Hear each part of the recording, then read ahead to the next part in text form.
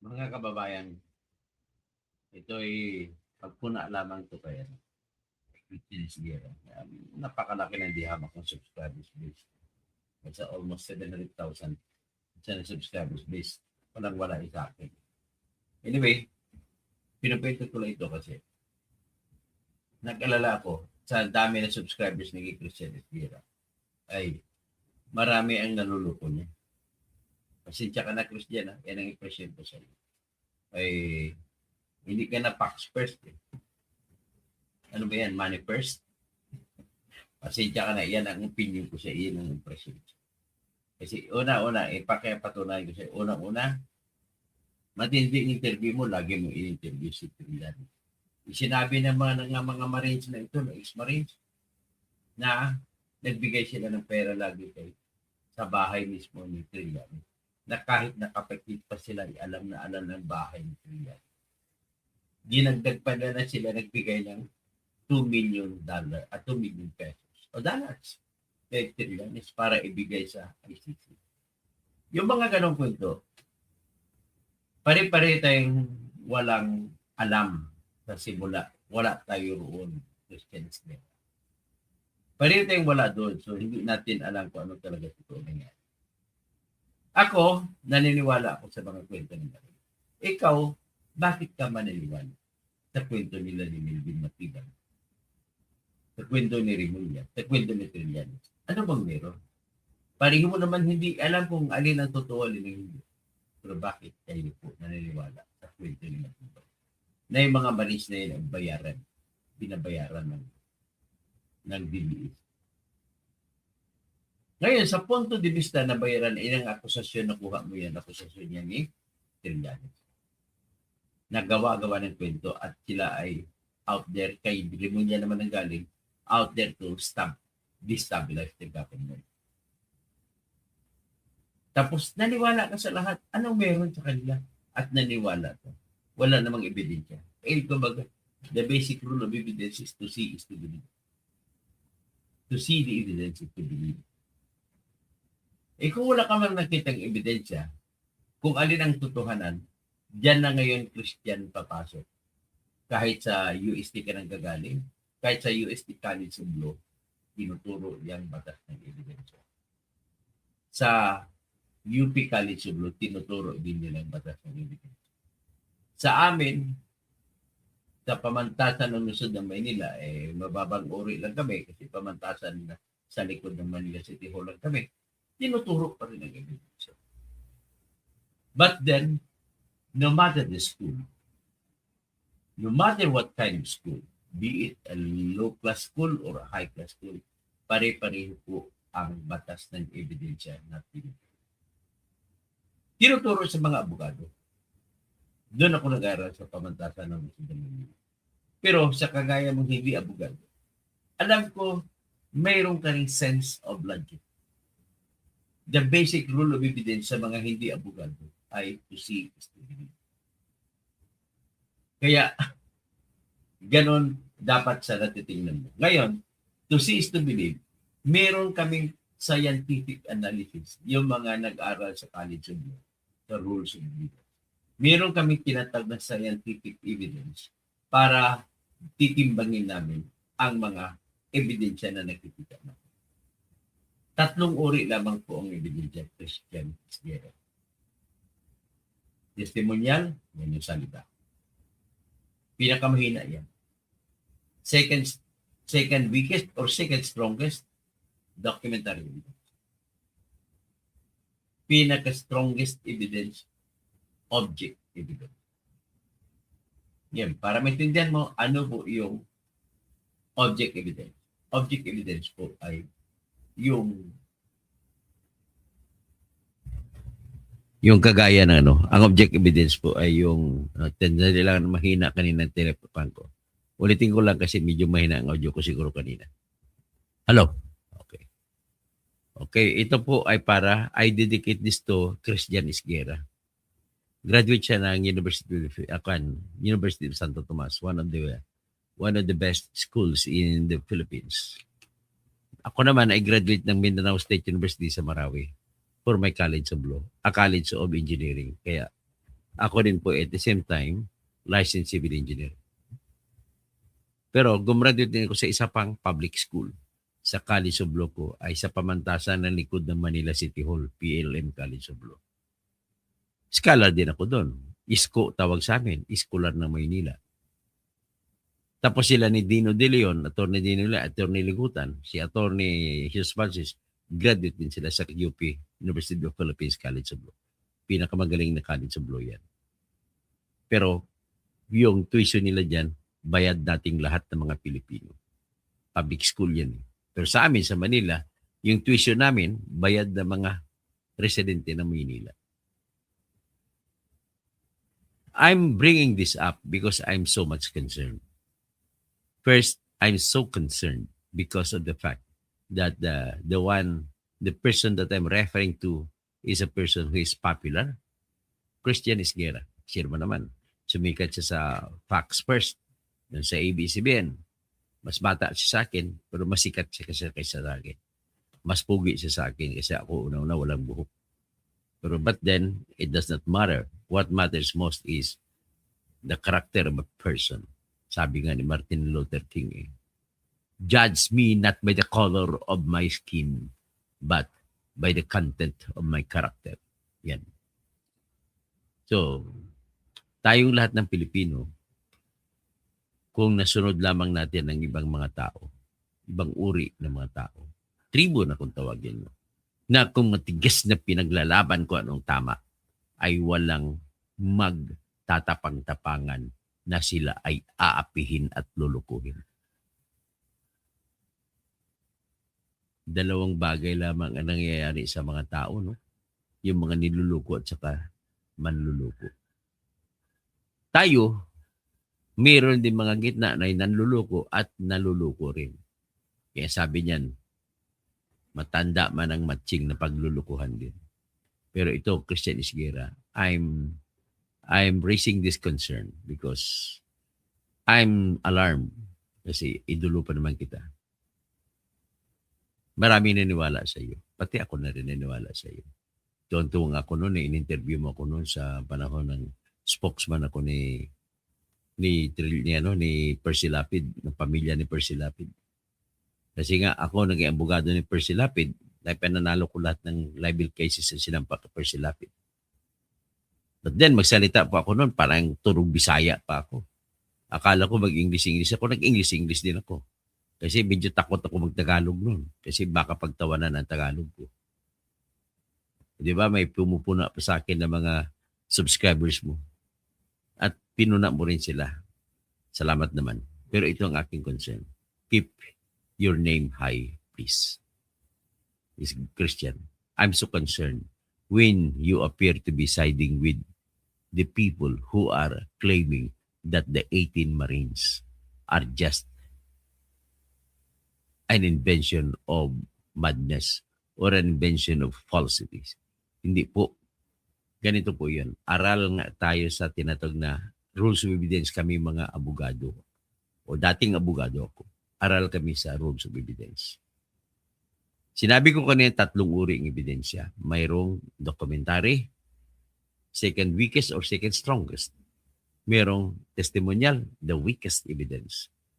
Tapos mayroong tinatawag na object evidence, that's the strongest evidence. In any part of the world, 3 lang po ang uri ng ebidensya. That is a universal truth.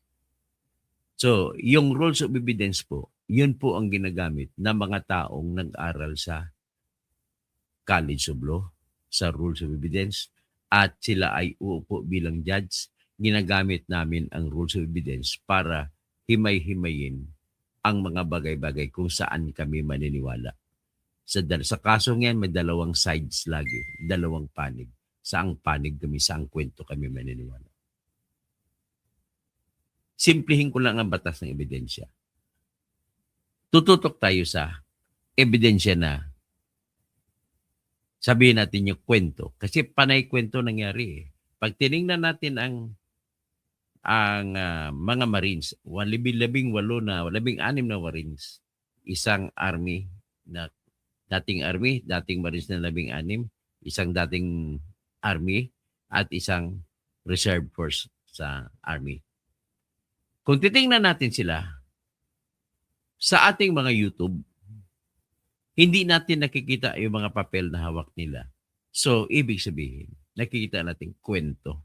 Lahat po kwento. So, nagkwento itong mga Marines, itong kwento nila, nagbibigay na lamang ako ng tinatawag na pagtitiwala sa mga affidavit na pinost nila. Totoo naman yun. Wala akong karapatan para magsabi na hindi totoo yun. So kung ano nakalagay sa affidavit na nabasa ko, yun na yun. May mga litrato ng mga mali-maletang pera, may mga helicopter, may eroplano, may mga cash na binibilang. Nakikita mo lahat. May mga pangalan kung sino pinagbibigyan. Pangalan ng ibang mga pulis na kasama nila. Na tinuturo yung mga pulis na kasama na ay nangungupit. So ganun ba talaga ugali ng pulis? I'd venture not to answer that. Pahayaan ko ang mga kaibigan ng pulis at sumagot. Ngayon, ang tanong ngayon, meron naman sa kabila yung mga kumukontra. Si Remulla, isa sa sinasabi ni Remulla, ay gusto niya, hindi siya naniniwala rito. Kasi mga Marines. Pero wala ding binigay na katwiran o ebidensya si Remulla. Bakit hindi maniniwala sa mga kwento ng Marines? Ito naman si Ping Lacson. Nagsalita. Hindi daw siya maniniwala kasi imposible daw mangyari na 805 billion ang na-deliver nila. Ang kwento ng mga Marines ito mula 2022 nung si Marcos na presidente hanggang 2025. Katakataka ba Ping Lacson ang 805 billion? Ang iniisip ni Ping Lacson ay flood control projects. Kung flood control projects, kung totalin mo sa 2 taon, 2 trillion pong inabot. 2 trillion is not even half. 805 billion is not even half of 2 trillion. So, pwede mangyari. Kaya ang logic mo, Mr. Lacson, na sabihin mo hindi pwede mangyari, ay hindi po out of place po yung logic mo. So, ngayon, sabihin natin 805 trillion, sabihin natin 40 million bawat isa. So, ilang maleta yan? Estimate natin. Ilang maleta? 805 billion. So, divided by 50 million. Sabihin natin, 40 million bawat maleta. So, ilang maleta ito? Ang tanong, ilang maleta yan? Ito ang sagot natin.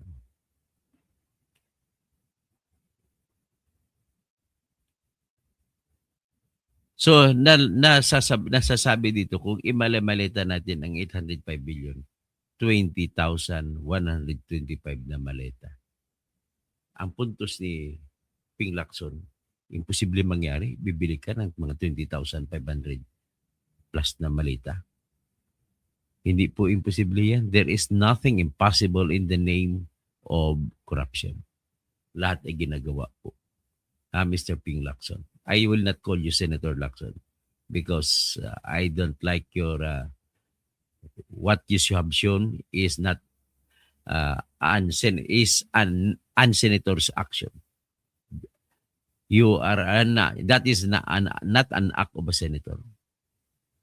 Kasi dapat ang senator, mataas ang pag-iisip, hindi siya biased at fair siya kung tumingin sa lahat. So, ito naman si Ping Lacson, understandable naman kung saan siya nanggaling. Hindi siya maniwala sapagkat kukwentahan niya agad na mathematics. 805 billion doon delivery.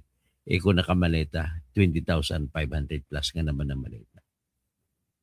Tanong niya, sabi niya, ang argumento, illogical. Well, there is no such thing as illogical. Nangyayari. Pag delivery, anong malita? Bali wala yung malita kung dami naman nagbebenta ng malita. Ngayon, kung ang punto mo lang gano'n na hindi ka maniwala, bakit hindi ka mag-imbestiga? Diba? O Christian Esguerra. Sagutin mo nga ako, Christian Esguerra. Bakit ayaw ni Ping Lacson mag-imbestiga? Alam ko si Christian Isguera, sa salita mo ngayon ay hindi ka naniniwala. Bakit hindi ka maniwala? O ngayon, dito na, ina-analyze na natin ang salita. Salita lang yun. That is, we consider that testimonial evidence. Sabi natin testimonial, although dapat pag tinasabi mo testimonial evidence, ay dapat na i-formalize na yun sa affidavit, judicial affidavit, at pinresenta sa korte. Ang tawag diyan ay testimonial evidence. Pero kung hindi pa na-presenta sa korte, tawag niyan judicial affidavit pa lang. At kung na-cross-examine na subject sa cross-examine at kin-cross-examine, that's the time that it can be called as testimonial evidence. So, sa testimonya, dito na ngayon ang papasok ang batas ng pagpili aling testimonya ang dapat mong paniniwalaan.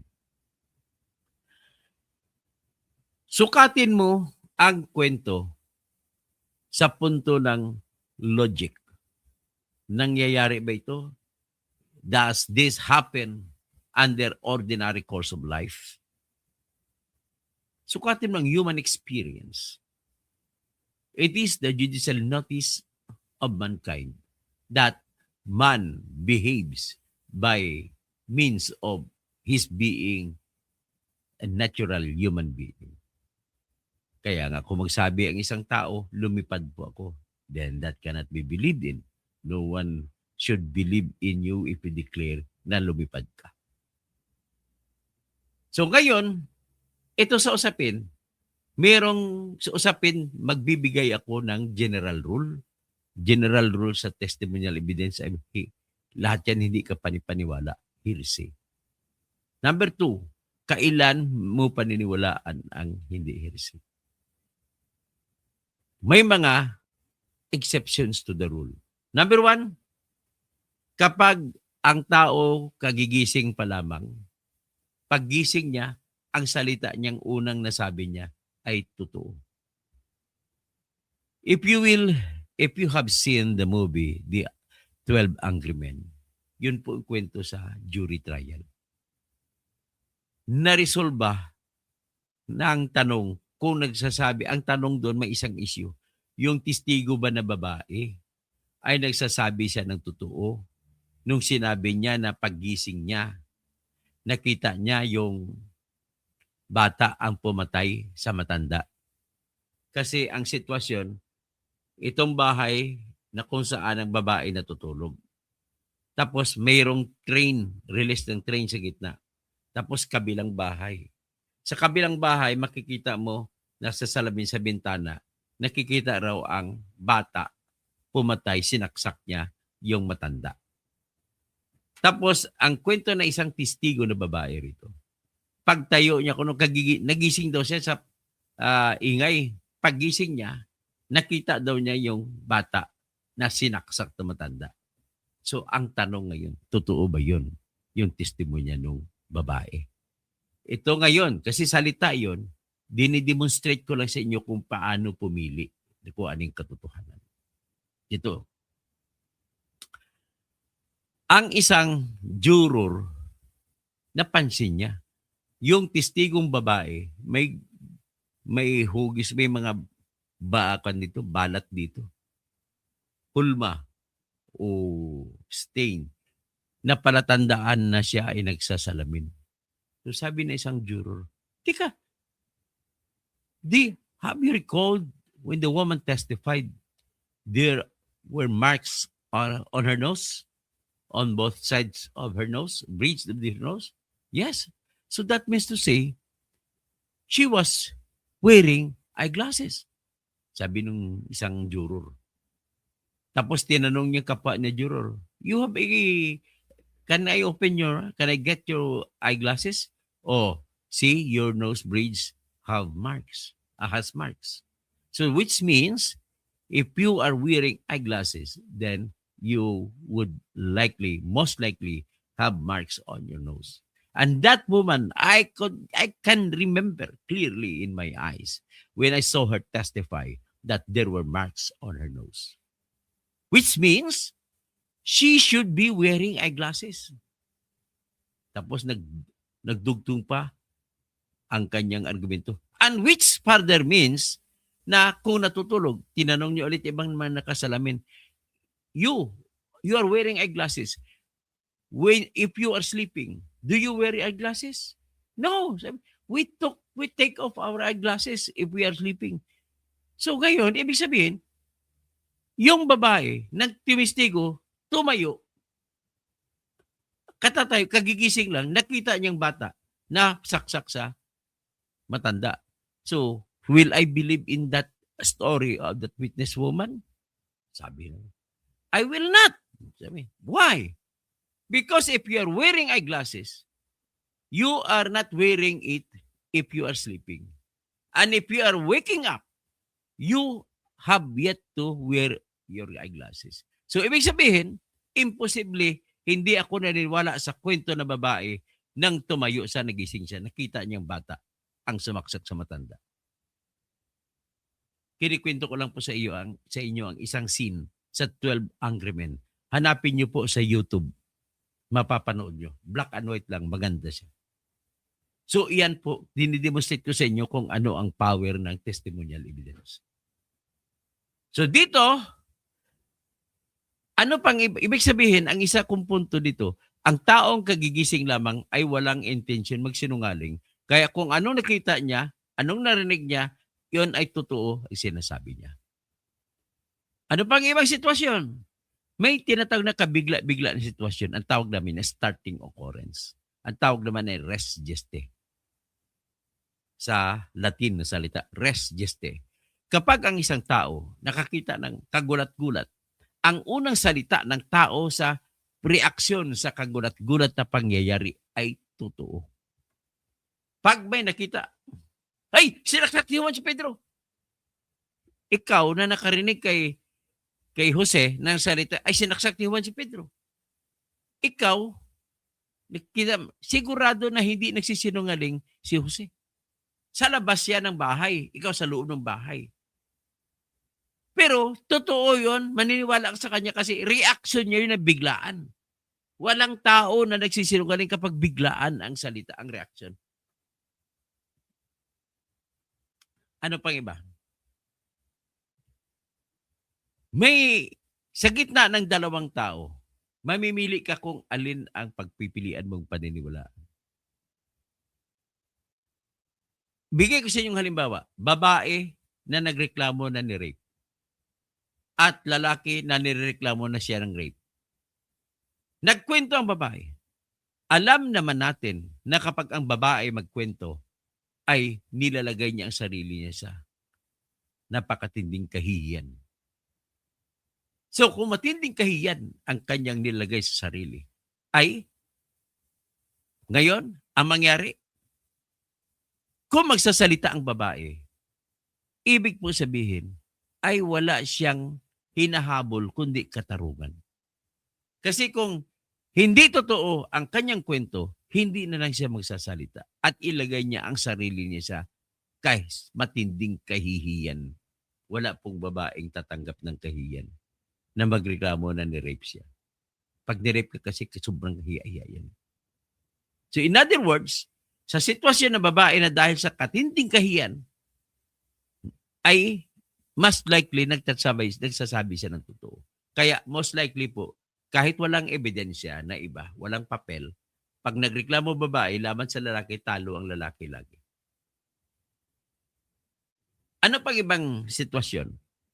Sa gitna ng mahina at malakas, kapag nagsalita yung mahinang klaseng tao laban sa mga malalakas, hindi magsasalita ang mga hihinang tao ng kasinungalingan laban sa malalakas dahil unang-una alam niya ang mangyayari sa kanya.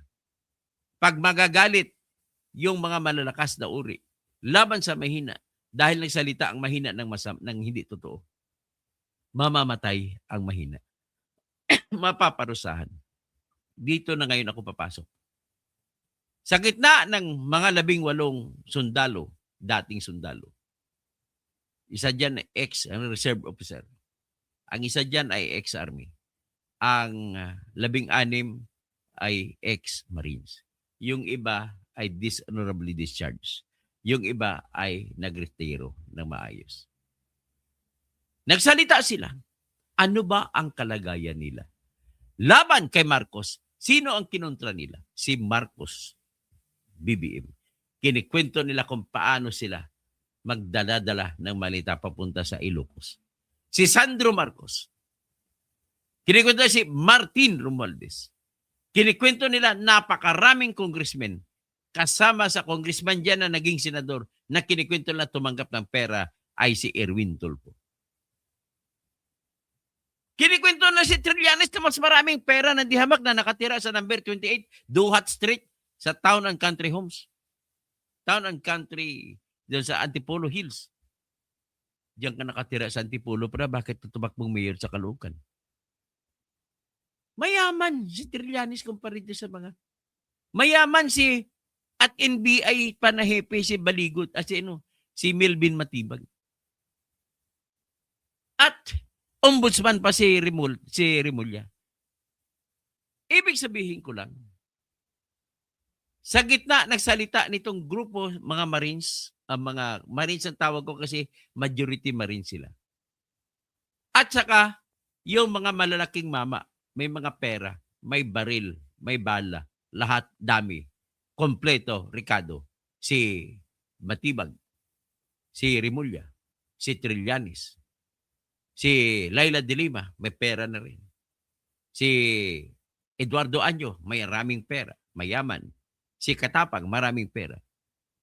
At yung mga Marines na halos nga hindi makapagpakain sa kanilang mga pamilya. Kanino ka maniwala sa dalawang yan, Christian? Yun lang. Kanino ka maniwala dyan? Okay, pagka ganon, wala pa tayong ebidensya na iba hinahanap kasi yun ang presentasyon eh. So dito ipresenta ko na ngayon sa nakikinig sa akin ang interview mo. Halata po ang twist ng interview mo, Christian.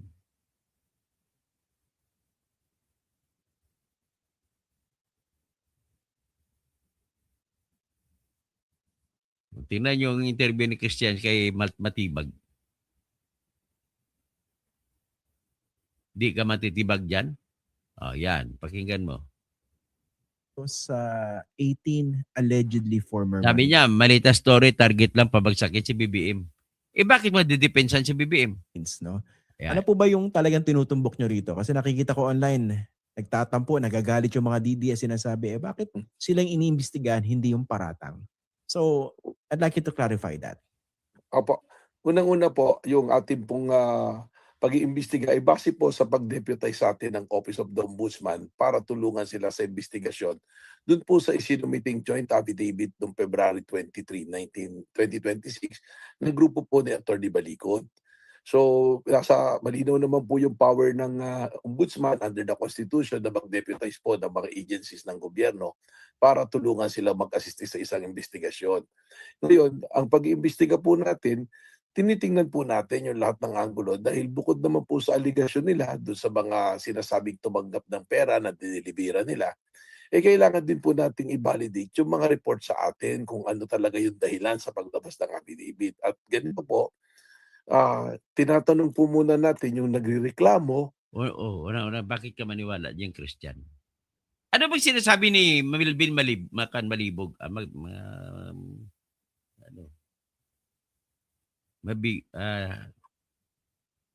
Anong pa apelido?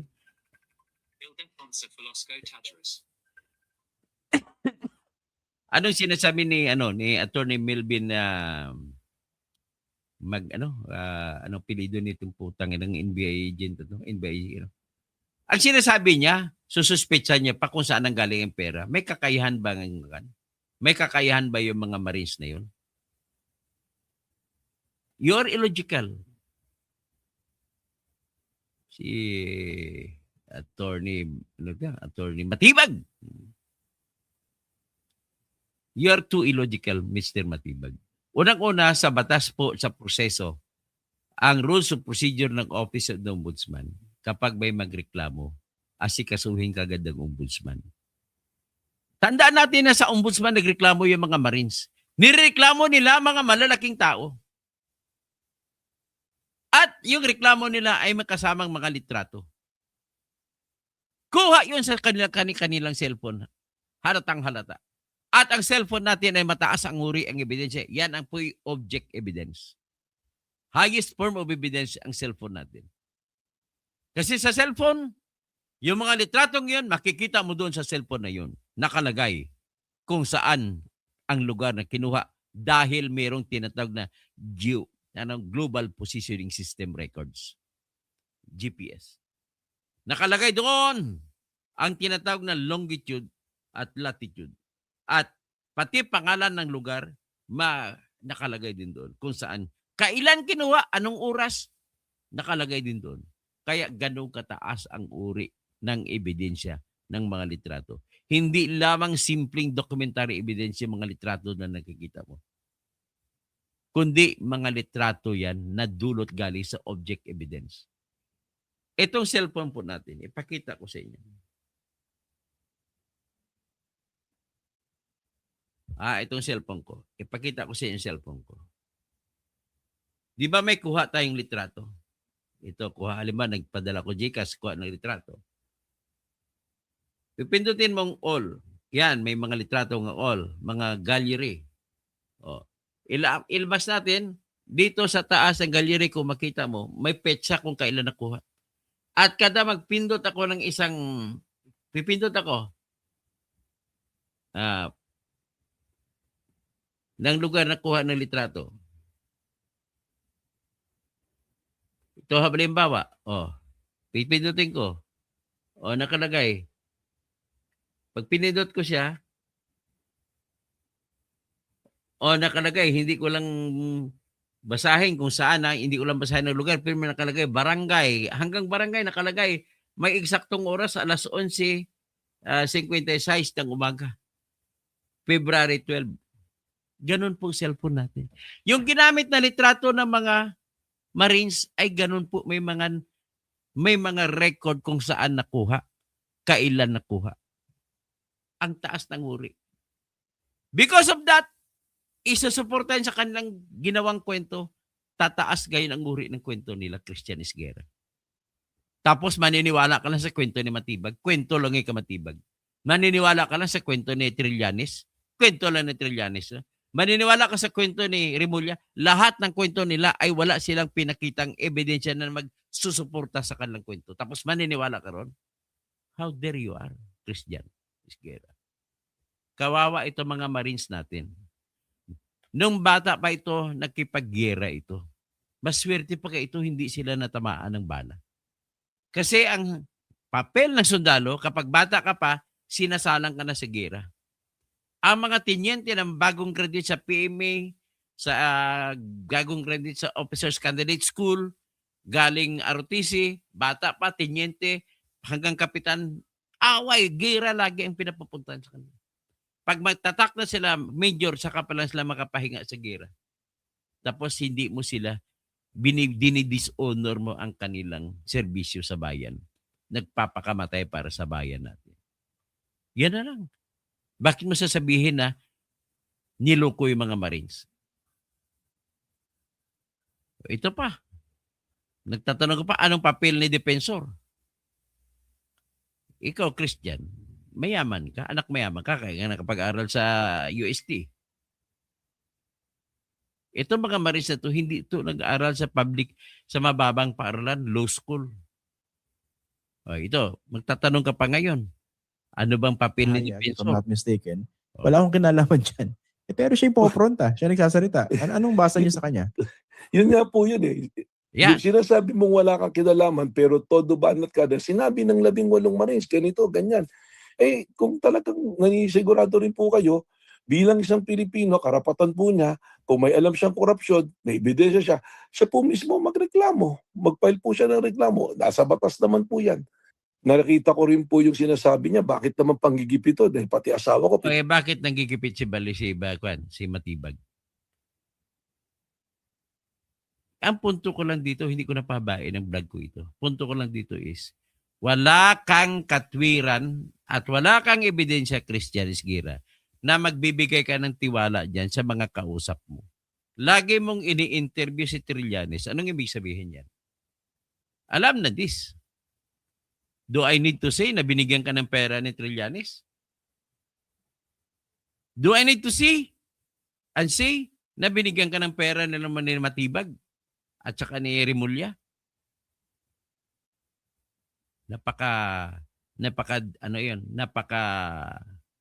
Ang tawag diyan, napaka-ingrato mo. Hindi ka marunong magbigay ng pugay sa mga serbisyo ng mga sundalo natin. Sila po ay walang choice bago sila naging sundalo. Hindi sila graduate ng pagka-kurso na maayos, 72 units sa college para pumasok pagka-Marines. Ibig sabihin, galing po sila sa mahirap na pamilya. Nagserbisyo sa bayan, maswerte at nabuhay pagkatapos ng mga gera na kanilang kinasasadakan. Nakalaban nila mga NPA, mga MILF, MILF. Yan sila, buhay sila. Nagtrabaho sila na hindi nila akalain na yung dinideliver nilang pera pala ay puro pagnanakaw.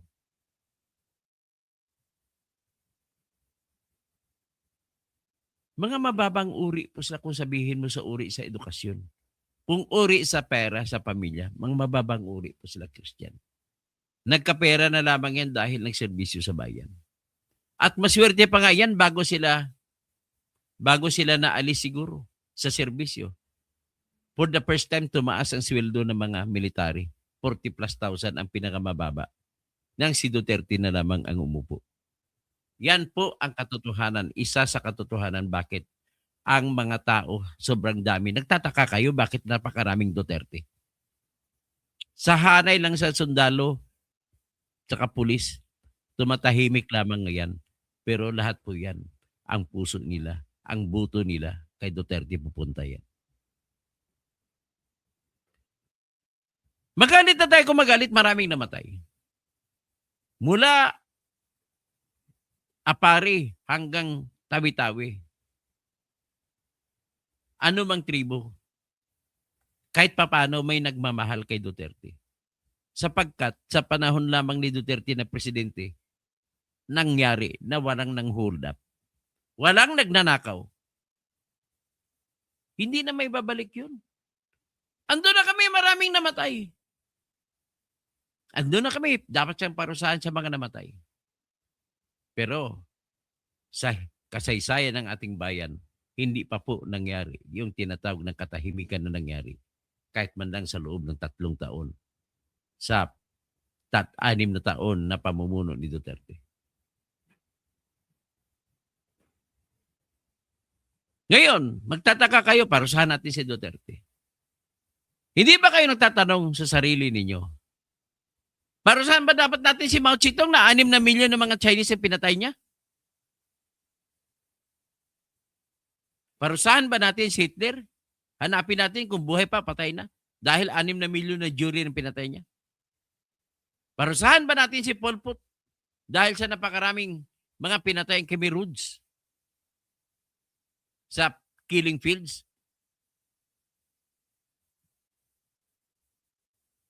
Sa Africa, maraming namatay. Ang patayan po doon at ang patayan dito sa Pilipinas, napakalayo kung ihambing mo.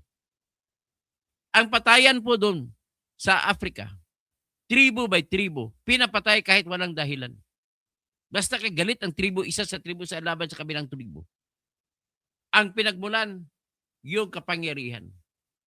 Suportahan ng isang tribo ang isang kandidato, ang kalaban na tribo ay pinapatay. Doon ang patayan ay walang pakundangan, walang dahilan, walang tinatawag na self-defense.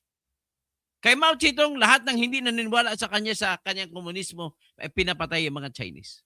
Kaya nga daming mga Chinese nung araw sumakay ng bangka, sumibat papunta rito sa Pilipinas. Yan ang dahilan kung bakit marami tayong mga Chinese dito. Yung pamilya ko na Kausing, matagal na kami. Sa panahon pa kami lilimahong pumunta rito. Lulo-lulo namin. Maraming namatay sa Jews. Si Hitler. Ang pagpatay niya ng Jews, mga taong Jews ay dahil sa tribo nila.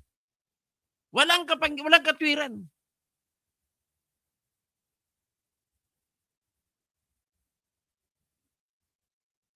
Ang kay Duterte, ilan ang pinatay niya?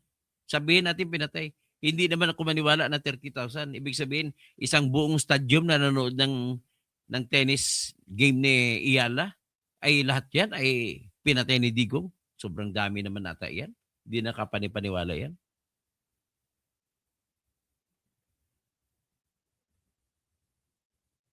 Alam naman natin, naging presidente siya nun, maraming namatay. Alam natin yan. Pero alam naman natin, ni isa doon sa patayan ay wala si Digong pinatay diyan kahit isa. Alam naman natin mga lesbo na pumatay niyan, saka mga tinatag na mga civilian groups nila, mga armed groups. Pero mas marami ang pinatay. Lahat naman ng pinatay diyan sa panahon ni Digong ay either sinuspitsahan o talagang tinuturo ng mga tulak at adik. At hindi naman yung dahilan. Hindi katwiran yun para patayin dahil siyan. Pero ang problema lang natin ay may nakahadlang na katotohanan na ang ginamit nilang depensa ay nanlaban. Diyan mo ngayon ibahin ang nangyaring patayan sa panahon ni Digong kaysa patayan sa lugar ni Mao Zedong. Ang patayan na nangyari sa Bolshevik Revolution, ang patayan na nangyayari ngayon sa Ukraine, ang patayan na nangyayari din ngayon doon sa Iran. Okay lang ba yun? Hindi natin parusahan si Netanyahu at si Trump? Ang dami-dami ng Iranian ang pinatay?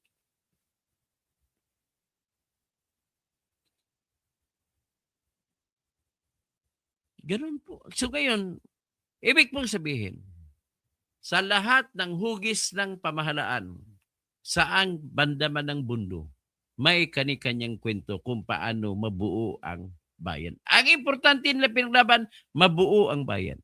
Sa panahon ng Civil War sa Amerika, ang daming pinatay.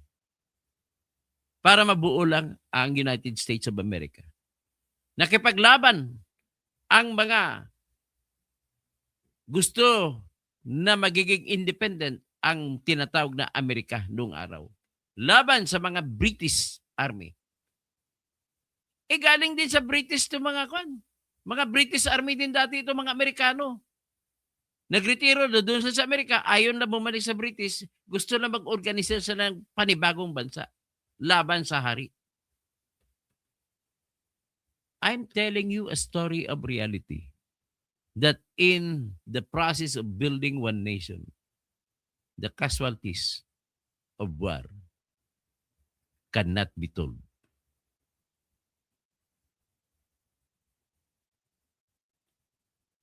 So, ganun ang aking grito. Ngayon, Christian, rules of evidence ang basihan natin. Pupunto lang tayo dito. Saan ka ba maniwala? Sa mga Marines na maraming mga litratong dala? O sa mga, ano na yan, sa kay Baligod na yan?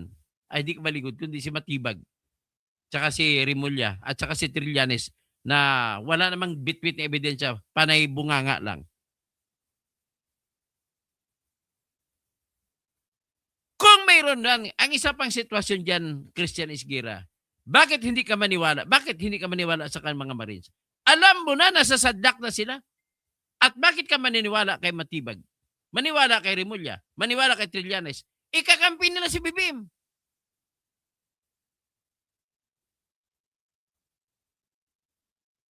O sige, hanggang dyan lang muna. Mag-isip-isip ka, Christian. Baguhin mo yung ano. Sa sunod si Enzo Erecto naman babanatan ko. Nasadlak dito ang kinabukasan ng mamamayan natin. Huwag na kayo magdagdag ng karo. Magiging magkatotoo na tayo lahat. Ako ni piso wala pa akong tinanggap kahit kanino. Kahit mula kanino.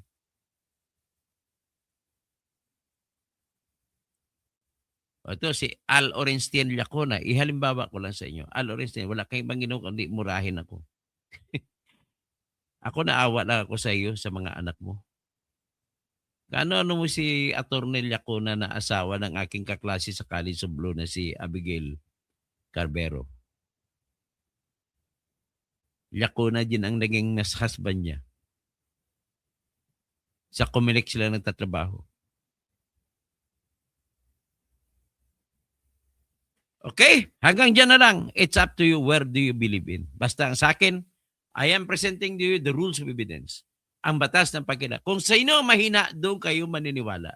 Kapag ang tao ay mahina, anyet nagsasalita pa, anyet kumakaso sila, ba't hindi nyo bigyan ng katarungan ang kanilang kaso?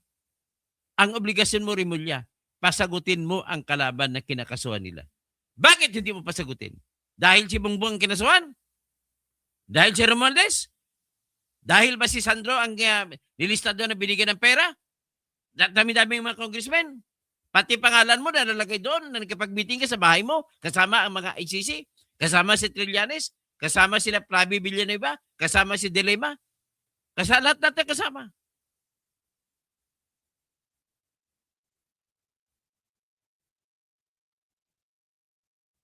Alam mo, dapat Al Orestin, makiusap lang ako sa iyo. Huwag mo akong tawagin na kalbo, ha? Pero hindi, huwag mo kaya sabihin na bayaran ako ng vlogger, bayaran. Kasi wala po kayong ebidensya na binayaran ako. At wala rin po akong tinanggap kahit piso. Tandaan mo lang yan, Al Orestin. Kung meron ng isang pinagmamayabang ko rito, ito yung katotohanan na wala akong tinatanggap kahit piso. Tapos, magpasalamat ka, Al Orestin Lacuna, kasi gwapo ka eh. Huwag ka naman manglait ng pangit kapag gwapo ka. Pasalamat ka sa Diyos na kami ginawang pangit ng Diyos. Ginawa akong kalbo ng Diyos. Pasalamat ka. Huwag ka mo tawagin kong kalbo na kalbo. Kalbo na nga ako. O sabi mo, fuck you again, bayaran tayo. Pero natutuwa naman ako, kahit na ganito na ako, minumura mo ko lagi, nilalait, pero nanonood ka pa rin lagi sa akin. Okay lang yun. Okay lang yun. Sige, at least, I'm professional enough today and I am requesting all bloggers na nakikinig sa akin, lahat ng mga lawyers na nakikinig sa akin, lahat ng mga judges na nakikinig sa akin, lahat ng mga fiscal na nakikinig sa akin. Let us all go to the recess of our conscience, at least for a month, and let us examine ourselves whether we are still helping our country or not. The most that you can do is do not do. If you are only committing something wrong, please do not act. Mas maganda nang hindi ka na makadagdag sa problema. But if you can help, please rise up and be a blogger like me and shout to the whole world and shout against all the abuses of our government officers and officials. Do not be afraid. Kahit na akusahan ka na bayarin ka ng iba, do not be afraid. If you are insisting your truth, do not be afraid. I'm insisting, I'm telling the truth. So hanggang dyan na muna at maraming salamat po sa inyo lahat. Hindi ko po igagalang ang presidente na nagnakaw. Pasensya ka na, Geraldine Mercalay. Hindi ako nagumagalang sa taong klarong-klaro ng pagnanakaw. Sa punto di bisa sa ebidensya na level ng mamamayan para sa pangpolitika na diskusyon, sapat na po ang ebidensya na nagnakaw si BBM. Iba naman yung ebidensya kailanganin mo kung kumakaso ka. Bakit ka nakikinig palagi Al Orestin Lacuna kung nandidiri ka sa pagkarinig sa akin? Benja, thanks po. Okay, si Tens, follow and advice, wag na dumagdag. Tapos, salamat po, the great man. I subscribe you, sir. Salamat po. Nalia Sedlan Reb. Bernaldez siguro to. Bernaldez. Alan Bernaldez. Aran Bernaldez. Huwag na kayo mandamay kung yan ang paniwala ng mga DDS. Kung gusto mo maging Japan, hindi po puon si Digong. Hindi po puon si Digong. Kundi, mas naniwala ko sa kanya. Unang-una, Alan Bernaldez ay bawal po sa batas yung mangidnap ka, mang-aristo ka na walang warrant of arrest. Yan ang kinakagalitan ko talaga. Mag-unsubscribe ka kung ma-unsubscribe, wala po akong pakialam, karapatan mo yan. Pero pag sabihin mo na mas tama ka, hindi mo karapatan yun. Because you are wrong. Very clearly wrong. Kagaya ito kay Al Orestin Lacuna, you are very clearly wrong.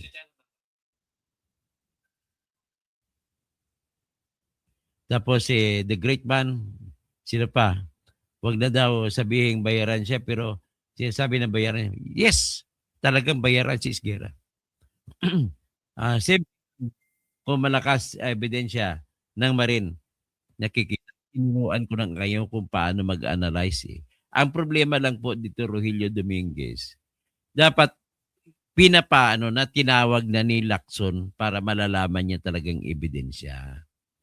The fact na nagtipon-tipon kay kontra sa mga Marines na yan, ibig sabihin, kayo po ang takot. Gumagawa kayo ng lahat ng senaryo. Pati yung wala sa libro, ginagawa nyo na. Asang pinaimbestigahan pa yung nagreklamo. Dito ka na makakita sa NBI na ito. Kahit saka kay Bendalo na si Remulla. Si Tens, hindi nyo pala naintindihan. Sila po ang nagreklamo. Wala kayong karapatan na katakutin ang mga nagreklamo. Kundi, ang pinaka dapat na gagawin dyan, Aaron Sillacona, pwede ko na sabihin na bobo ka, ay dapat inasikaso ang reklamo, pinatakbo. At pinasagot ang kalaban. Di, Philip Sagalla, ibig sabihin po mga bubo kayo kung hindi kayo naniniwala sa Marines. It's either dalawang bagay lang, bubo kayo o di kaya makabibiim lang talaga kayo. Bakit hindi maniwala? Ayaw nga ito naman, hindi ko nagbabasahin kayo. Hanggang dyan na lang ako. Maraming mga troll dito. Maraming salamat po.